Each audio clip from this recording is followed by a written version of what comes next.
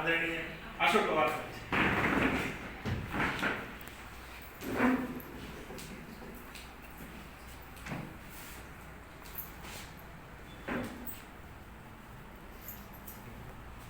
ये कौम शीश देकर जन्मी, किसी शायर ने कहा है, ये कौम शीश देकर जन्मी, ये कौम शीश की दानी है।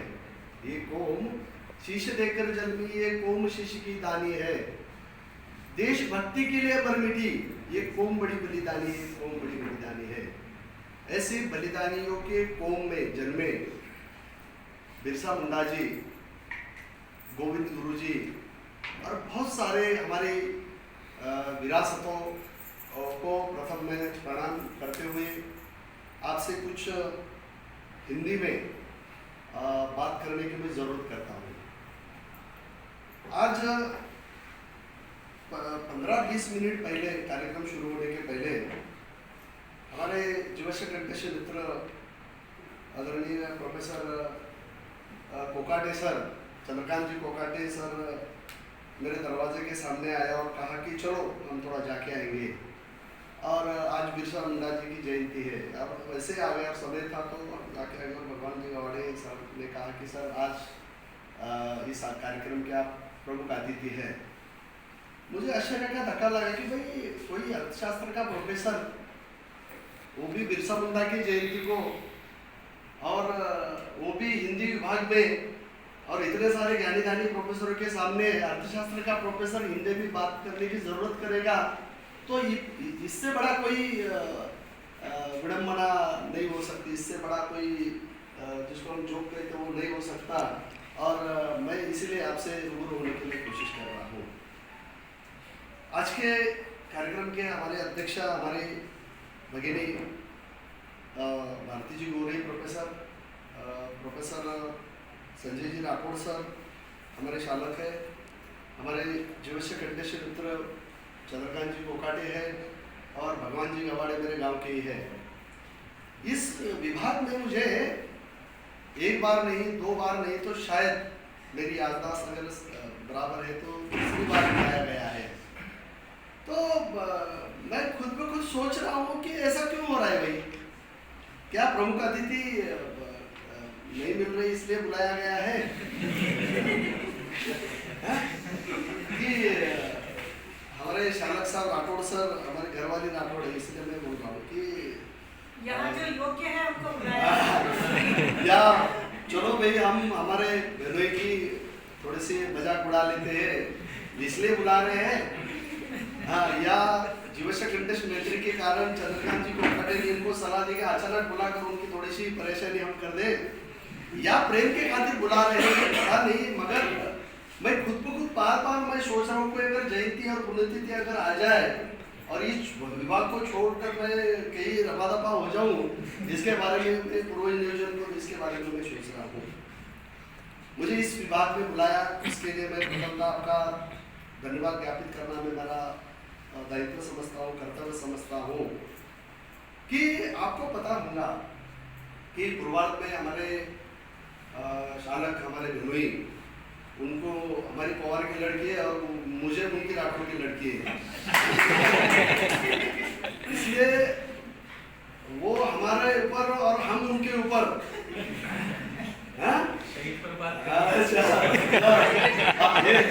इसलिए उन्होंने ये जो बुलाया है तो इसीलिए उनके बारे में ये बात हम कर सकते हैं।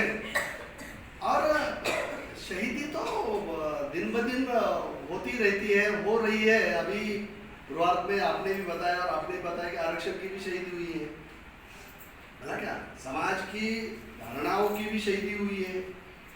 समाज की जो धारणा और अवधारणाएं हम प्रत्यक्ष रूप से हम दिन ब दिन उसका सामना हम कर रहे हैं। और अभी भगवान जी ने तो उसका कच्चा चिटा ही आपके सामने खोलकर रख दिया था, और उन सारे बिंदुओं को लेकर हम बातें कर सकते हैं।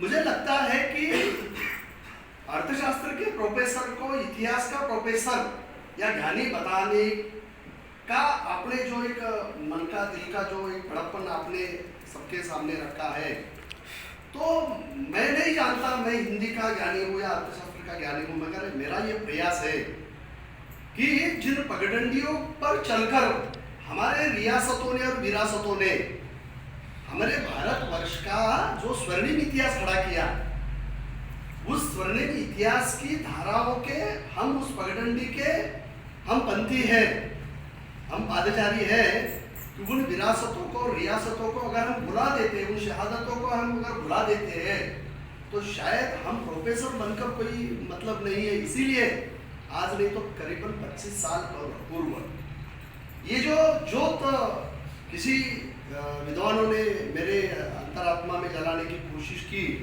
उस जोत को लेकर, उस टिमटिम को लेकर भारती जी मैं आज तक घूम रहा हूँ। शायद आपको पता होगा कि आज तक हमने एक नहीं तो 10 खंड का निर्माण संशोधन का कार्य इस शहादतों के बारे में, बलिदानियों के बारे में, इन रियासतों के बारे में, इन विरासतों के बारे में आपके सामने रखने की कोशिश की है। जिस ग्रंथ का या कवर पेज का हमने आज विमोचन किया वो अनायास मेरे पास था, इसलिए वो कर दिया। तो उसको पंजाब और हरियाणा साहित्य अकादमी अंग्रेजी और हिंदी ऐसे 2 भाषा में उसको प्रकाशित करने जा रही है। और आपको पता होगा कि जिन शहादतों की हम बात कर रहे हैं, जिस लक्की शाह बंजारा के 3 खंड का विमोचन भारत सरकार द्वारा तालकटोरा स्टेडियम में 20,000 लोगों की उपस्थिति में 2 महीने पहले वहाँ किया गया, मनोहर लाल खट्टर साहब ने भी हरियाणा में किया गया। तो ये सब जो खंड हमने लिखे हैं वो सब कठोर शहादतों का ही इतिहास है। और आप उससे भलीभांति परिचित है। जिस गोविंद गुरु बंजारा की हम बात कर रहे हैं, उस गोविंद गुरु बंजारा, ये तो 2 साल पहले खंड प्रकाशित हो चुका है हमारे उच्च शिक्षा मंत्री के हाथों, और इसमें भी मैंने उस पर गोविंद गुरु बंजारा पर करीबन 225 पन्ने की एक किताब लिखी है और उसका हिंदी और अंग्रेजी संस्करण भी तैयार है और उसका ISBN नंबर भी बहुत साल पहले मैंने प्राप्त कर लिया। वो भी 10 खंडों में एक खंड है। और पिछले 2 महीने पहले मैंने राठौड़ सर से गोविंद गुरु बंजारा पर उन्होंने शोध कार्य एक बच्चे से करवाया था, और वो भी अभी मैं पढ़ूंगा। उस पर कोई एडिशन अगर करने की मुझे ज़रूरत होगी तो मैं ज़रूर करूँगा। आज हम बिरसा मुंडा की 147वीं जयंती मना रहे हैं। और हम जयंती पुण्यतिथि क्यों मनाते हैं, गण दिवस पाठ दिवस हम क्यों मनाते हैं कि हमारी ये जो रियासतें, हमारी जो विरासतें, हमारी जो शहादतें हैं, इन शहादतों का इतिहास हम लोगों को मालूम होना चाहिए, इन पीढ़ियों को मालूम होना चाहिए कि हमारे पूर्वजों ने हमारे लिए क्या किया है, हमारे पूर्वजों ने हमारे लिए क्या बलिदान किया है। मैं आपको बताना बहुत महत्वपूर्ण समझता हूँ कि जिन लक्की शाह बंजारा की शहादतों का इतिहास हमने टटोला, भाटुई में हमने टटोला, 28 भाटुई में से हमने टटोला और करीबन 28,000 डॉक्यूमेंट्स हमने जमा किए। उनमें से पवार और जाधव, लक्की शाह बंजारा जाधव थे और पवार परिवार जो मल्लो की, ये जो निकला ये मल्लो की जो बादशाह अकबर से भी लड़ चुकी थी, भला क्या, तो इनके 2 परिवार के लोगों ने 108 लोगों ने भला क्या मुगल इतिहास में, सिख बंजारा इतिहास में उन्होंने पारिवारिक शहादतें दी है। विश्व का ब्रिटिश आर्काइव हो, डच आर्काइव हो, फ्रेंच आर्काइव हो, डिंगल भाषा रहो, अलग अलग भाषाओं का जो इतिहास है, जो सिख इतिहास रहो, पंजाबी भाषा में का इतिहास हो, सब टोटोला विश्व के इतिहास में आज तक पारिवारिक 108 शहादतें देने वाला अकेला वो परिवार है, वो ये जाधव परिवार और लक्की शाह बंजारा परिवार है। जिस लक्की शाह बंजारा परिवार के 108 लोगों ने इस भारत माता की सेवा के लिए सब कुछ न्यौछावर कर दिया। 133 वर्षों के अंतराल में, 133 वर्षों के अंतराल में पारिवारिक 108 शहादतें हैं। ऐसे 108 शहादतें देने का इतिहास, पारिवारिक शहादतें देने का इतिहास विश्व में हमें ढूंढ कर भी आज तक मुझे तो भी नहीं मिला है। इसीलिए जिस बिरसा मुंडा की हम बात कर रहे हैं, जिन शहादतों की हम बात कर रहे हैं, जिन बलिदानियों की हम बात कर रहे हैं, जिन कुर्बानियों की हम उसको बात कर रहे हैं, क्योंकि जब मैंने हिंदई सल्तनत हेमचंद्र बंजारा पर एक खंड लिखा और जो शहीद आजम लक्की शाह बंजारा पर खंड लिखा। तो ऐसे ही एक राठौड़ सर जैसे कि ज्ञानी इंसान ने पूछा कि सर लक्की शाह बंजारा की तो शहादत नहीं हुई, मगर आपने तो किताब को टाइटल ही दे दिया कि शहीद आजम लक्की शाह बंजारा। मैं आपको बताना महत्वपूर्ण समझता हूँ कि आजम का मतलब होता है पराक्रमी, भला क्या?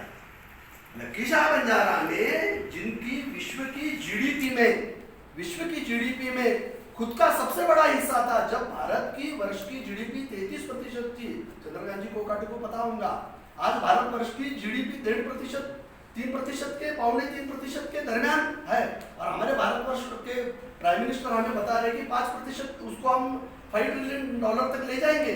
$3 ट्रिलियन की हमारी जीडीपी है। और उस समय विश्व की महासत्ता के तौर पर भारत का नाम विश्व में लिया जाता था, क्योंकि विश्व की जीडीपी में 100% जीडीपी में 33% हिस्सा भारतवर्ष का था।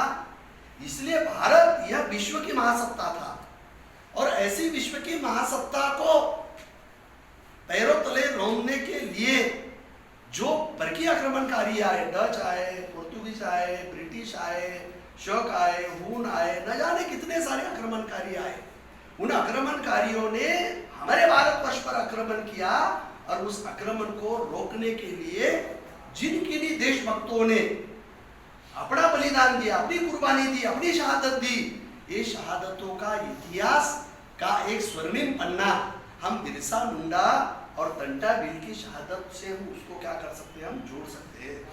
वैसे बिरसा मुंडा जी की जेल में ही शहादत हुई है, भला क्या? वो शहादत हम कुर्बानी के नाम से भी संबोधित कर सकते हैं, वो शहादत को हम शहादत के नाम से भी हम संबोधित कर सकते हैं, इसको हम बलिदान के तौर पर भी हम क्या कर सकते हैं, यहाँ संबोधित कर सकते हैं। इसीलिए बिरसा मुंडा की आज हम जयंती मना रहे हैं।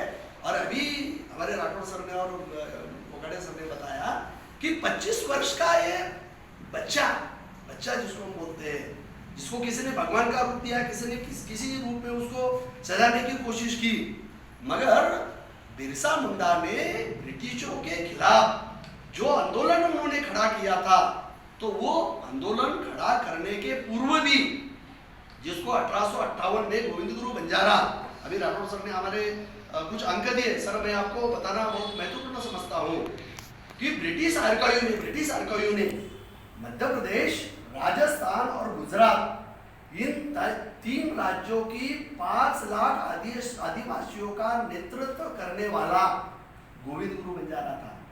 जाति से बंजारा था, मगर नेतृत्व वो गोविंद गुरु बंजारा आदिवासियों को और भील आदिवासियों का वो कर रहा था। उसमें हमने खोजने पर यह पता हमें चला कि जैसे 1871 का गुनेगारी जमात कायदा घुमंतु जनजातियों पर लगा दिया गया, और ये भी ध्यान में आया कि कोई बलिदानियों का इतिहास, कुर्बानियों का इतिहास, क्रांतिकारियों का इतिहास, देशभक्तों का इतिहास, उस देशभक्त को खुद की कोई जाति नहीं होती। देशभक्ति के लिए कोई जाति की जरूरत नहीं होती है, देशभक्ति करने के लिए कोई जाति की जरूरत नहीं होती है, किसी धर्म की जरूरत नहीं होती। कोई देशभक्त किसी जाति या धर्म का मोहताज नहीं होता है। इसलिए देशभक्ति देशभक्त होता है, और ऐसे देशभक्ति का इतिहास क्रांतिकारी गोविंद गुरु बंजारा ने उस समय रखा था। अभी अंक मुझे बताया गया, जब मैंने खोजा ब्रिटिश क्रांतिकारी गोविंद गुरु बंजारा के बारे में, जब मैंने खोजा तो उसमें मुझे ऐसे दिखाई दिया, उसमें अंक मुझे जो दिखाई दिया, अलग अलग जिला का अगर निकाले तो 5 लाख आदिवासियों का और बंजारों का उन्होंने नेतृत्व किया था। बंजारों का नाम उसमें पहले दिखाई नहीं देता है, मगर ऐसे खोजने पर पता चला, ग्राउंड रियलिटी पर जब हम जाकर उसको खोजते हैं तो खोजने पर यह पता चला कि बंजारों ने अपनी जाति क्यों छुपाई, क्योंकि क्रिमिनल ट्राइब्स एक्ट में 1871 के गुनेगारी जमात कायदा लगाने के कारण उन लोगों ने अपनी जाति की पहचान छुपाने की कोशिश की, और इसीलिए गोविंद गुरु बंजारा के साथ उन्होंने 5 लाख भिल्लों का नेतृत्व किया था, ऐसे ब्रिटिश आर्काइव में बताया गया था। मगर बाद में खोजने के बाद पता ऐसे चला कि ज्यादातर भील आदिवासी थे, ये बात तो सच है, मगर लाखों की संख्या में भी बंजारा उसके साथ और बाकी 13 जातियों के लोग भी गोविंद गुरु बंजारा के आंदोलन में सम्मिलित थे। ये बात भी, इतिहास भी हमसे छुपाया गया। इसीलिए ये जो छुपा हुआ जो इतिहास है, जिसको हम मराठी में गाढ़िव इतिहास कहते हैं, वो छुपा हुआ इतिहास खोजने की कोशिश राठौड़ सर और हम कर रहे हैं।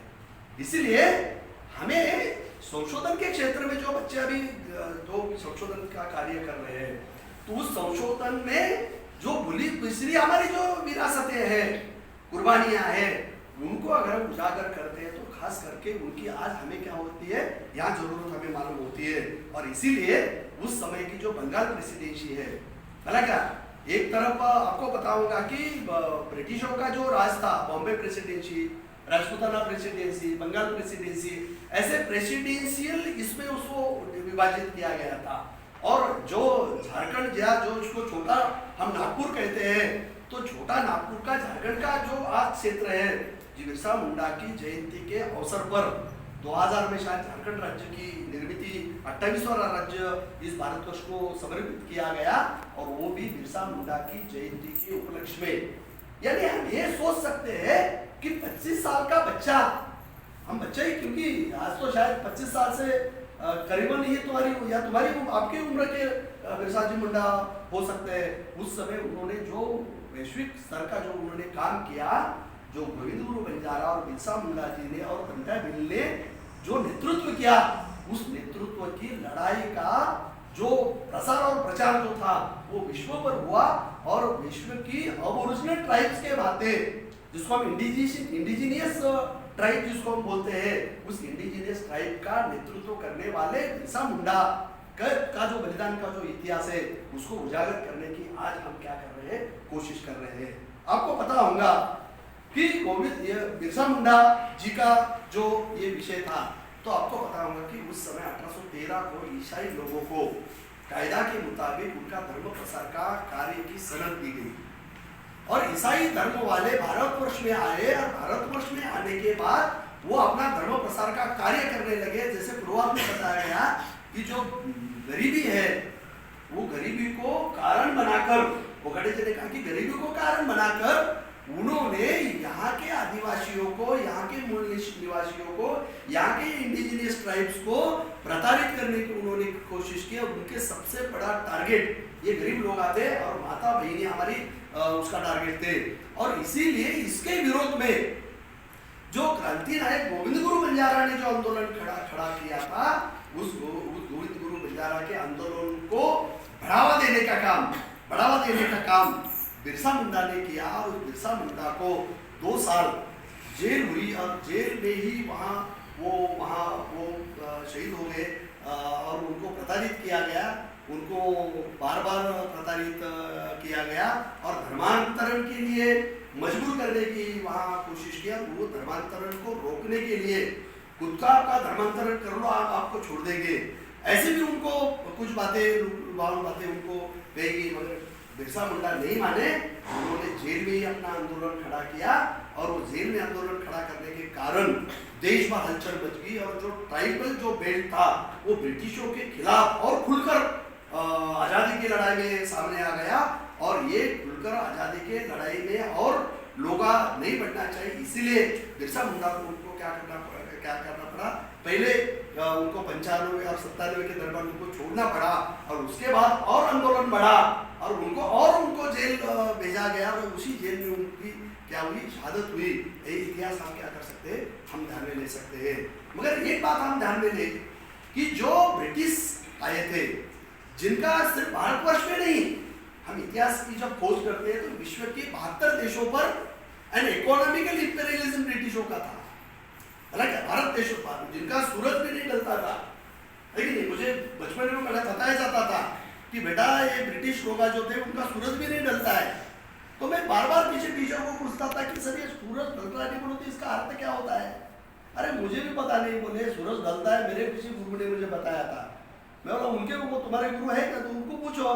तो उनके गुरु को पूछा तो उनके गुरु ने बात, मेरे गुरु ने मुझे बताया कि सूरज नहीं ढलता, सूरज क्यों नहीं ढलता है ब्रिटिशों का, ये किसी गुरु ने बताने की कोशिश नहीं की। जब मैं राजीव दीक्षित मेरे मित्र थे जो इतिहास की खोज में उनके 5000 स्पीचेस है, उनको पूछा तो उन्होंने बताया कि भारतवर्ष में नहीं सिर्फ तो विश्व के 72 देशों पर ब्रिटिशों का राज था, इसलिए जो अक्षांश रेखांश में जो सूरज है किसी देश में 5 घंटे 4 घंटे 3 घंटे ऐसे लेट वो ये होता है, इसलिए ब्रिटिशों का सूरज कभी नहीं ढलता।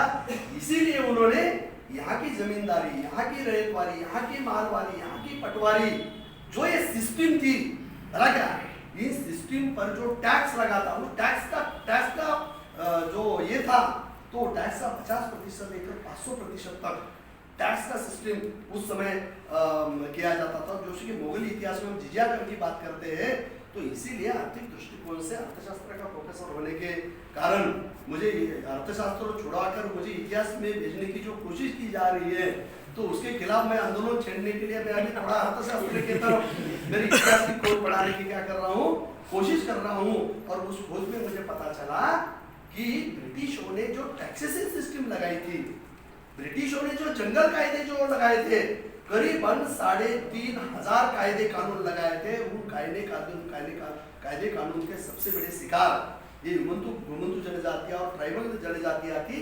और इन ट्राइबल जनजातियों को प्रताड़ित करने का काम ब्रिटिशों द्वारा हो रहा था। उनके विरोध में बिरसा मुंडा ने यह आंदोलन छेड़ा, और आंदोलन छेड़ने के बाद आपको पता होगा कि पूर्व बंगाल रहो, पश्चिम बंगाल रहो, या उत्तर प्रदेश रहो, या छत्तीसगढ़ रहो, या बिहार रहो, या उड़ीसा रहो, इसके दरमियान जो रांची में उनको बोलो तो अरेस्ट किया गया, उसके केंद्रीय कारागार में उनको डाला गया।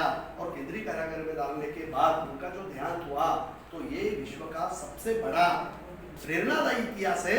इसीलिए भारतवर्ष में आज राष्ट्रीय सरकार हो या अलग अलग राज्य सरकार हो, बिरसा मुंडा की जयंती का कार्यक्रम क्या कर रहे हैं, या मनाने की क्या कर रहे हैं, कोशिश कर रहे हैं। और ऐसे सुगना माता के सुगना जी के और उनकी जो माता है, उन्होंने जो शिक्षा उनको प्रदान की थी कि लड़ना चाहिए, झगड़ना चाहिए, देश के लिए कुछ कर मिटना चाहिए, इसीलिए जो संस्कार है वो संस्कार उन्होंने घर से ही ये किए थे। ये बात सच है कि उन्होंने एक धर्म खड़ा किया था, भला क्या उसके एक बारकाई में हम जाकर देखें धर्म क्यों खड़ा किया था। उनका धर्म अंधश्रद्धा के विरोध में था, भला क्या उनका धर्म उन्होंने इसलिए खड़ा किया था क्योंकि ईसाई लोग धर्मांतरण के और आदिवासियों को मोड़ने की कोशिश कर रहे थे। तो उनको इधर मोड़ने के लिए उन्होंने अपना एक खुद का धर्म बनाने की कोशिश की है। और ये बातें जो है ब्रिटिश आर्काइव में हमें मिलती है। इसलिए बिरसा मुंडा ने जो धर्म खड़ा किया, उसका विपर्य जो आज के लोग करते हैं या मीडिया करते हैं, वो बात अलग है, उनका स्वार्थ अलग है। मगर एक बात भी हम ध्यान में लेकर चलने की हमें कोशिश करनी चाहिए कि अंधश्रद्धा के विरोध में उनका धर्म नहीं था। उनका धर्म जो है ये बुआबाजी नहीं करना चाहिए, अंधश्रद्धा नहीं करनी चाहिए, दारू नहीं पीनी चाहिए। जो गोविंद गुरु बंजारा ने आंदोलन खड़े किया था, धुनी तपेती जो हम पढ़ते हैं, धुनी का आंदोलन जो उन्होंने खड़ा किया था, उसी की बात ही उन्होंने जो धर्म की एक स्थापना की, वो धर्म नहीं था, तो एक विचारधारा थी। और विचारधारा को खड़ी कर आदिवासियों को दारू पीने से और बाकी अंधश्रद्धा से रोकने के लिए उन्होंने एक पर्यायी व्यवस्था के रूप में ये आंदोलन खड़ा किया था। ये आज की बात नहीं, उस समय की बात है जिस समय गोविंद गुरु बंजारा के सामने 507 लोगों को, जो जालियांवाला बाग हत्याकांड से भी बड़ा हत्याकांड था गोविंद गुरु बंजारा का, 1507 लोग उस समय गोली के शिकार कर दिए गए और उनके नाम से विश्वविद्यालय वगैरह खड़े किया जा रहे हैं। हम जालियांवाला बाग हत्याकांड की अगर संख्या देखते तो 300 साढ़े 300 से ऊपर उनकी संख्या नहीं बढ़ती। बलिदानियों की संख्या में उसको गिनती नहीं करनी चाहिए, मगर जो बड़ा इतिहास होने के बाद भी जो छुपाने की कोशिश की जा रही है, उस छुपाने की कोशिश को नाकामयाब करने का काम राठौड़ साहब तुम्हारा हमारा है। उस दिशा में हम कुछ काम कर रहे हैं, पता नहीं हम कहाँ तक उसको सफल कर पाते हैं। मुझे इस समय मुझे बुलाया गया और मुझे भी सम्मानित किया गया, इसलिए जाते जाते मैं कहना पसंद करता हूँ कि ये उजड़ा हुआ चमन, सेला रस्तोगी ने कहा है, ये उजड़ा हुआ चमन, ये उजड़ा कारवा, ये उजड़ा हुआ चमन, ये उजड़ा कारवा, कोई भी नहीं है हम पर मेहरबा, कोई भी नहीं है हम पर मेहरबा, पीड़ा जगी जगी सी, पीड़ा जगी जगी सी, बंजारा जिंदगी, ऐसे सेला रस्तोगी ने कहा है। ऐसे बंजारा जिंदगी से छुटकारा पाने के लिए हम देशभक्ति का इतिहास सबके सामने उजागर हमें यहाँ करनी चाहिए। और ऐसी कोशिश में हमारे विभागाध्यक्ष हमारे भगिनी भारती जी गोरे ने मुझे बुलाया कोकाटे सर ने बुलाया, हमारे मित्र रंजन कवाड़े ने सर ने बुलाया, इसके लिए पुनश्च मैं आपका आभार यहाँ व्यक्त करता हूँ और यहाँ पूर्ण लेता हूँ। जय कृष्ण।